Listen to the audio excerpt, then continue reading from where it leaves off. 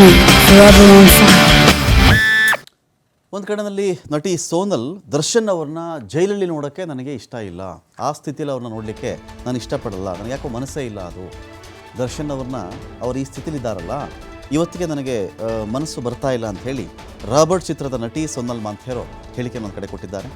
ದರ್ಶನ್ರನ್ನ ನಾನು ಬೇರೆ ರೀತಿ ನೋಡಿದ್ದೀನಿ, ಜೈಲಿಗೆ ಹೋಗಿ ಮದುವೆ ಆಹ್ವಾನ ಕೊಡೋದು ನನಗೆ ಯಾಕೋ ಸರಿ ಅನ್ನಿಸ್ತಾ ಇಲ್ಲ.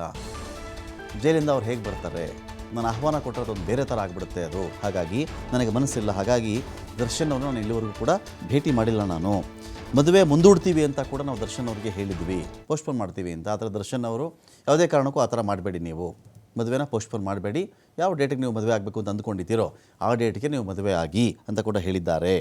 ಆಗಸ್ಟ್ 11ರಂದು ತರುಣ್, ಸುಧೀರ್ ಹಾಗೂ ಸೋನಲ್ ಮಾಂಥೇರೋ ಇವರ ಒಂದು ಮದುವೆ ಕೂಡ ನಿಗದಿಯಾಗಿದೆ.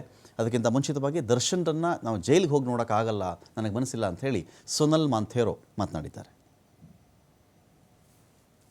ಅವ್ರು ಹೋಗಿ ಮೀಟ್ ಆಗಿದ್ದಾರೆ, ಬಟ್ ನನಗೆ ಪರ್ಸ್ನಲಿ ಅವ್ರಿಗೆ ಅಲ್ಲಿ ಮೀಟ್ ಆಗೋದು ಬೇಡ ಅಂತ. ಬಿಕಾಸ್ ಎವ್ರಿ ಟೈಮ್ ನಾವೊಂದು ಬೇರೆ ಆರಾದಲ್ಲಿ ನೋಡಿದ್ದೀವಿ ದರ್ಶನ್ ಸರ್ನ.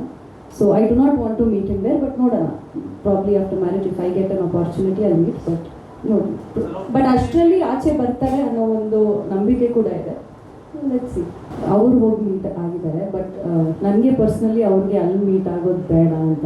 ಬಿಕಾಸ್ ಎವ್ರಿ ಟೈಮ್ ನಾವೊಂದು ಬೇರೆ ಆರಾದಲ್ಲಿ ನೋಡಿದ್ದೀವಿ ದರ್ಶನ್ ಸರ್ನ. So I do not want to meet in there, but ನೋಡೋಣ, probably after marriage if I get an opportunity I meet. But ನೋಡಿ, ಬಟ್ ಅಷ್ಟರಲ್ಲಿ ಆಚೆ ಬರ್ತಾರೆ ಅನ್ನೋ ಒಂದು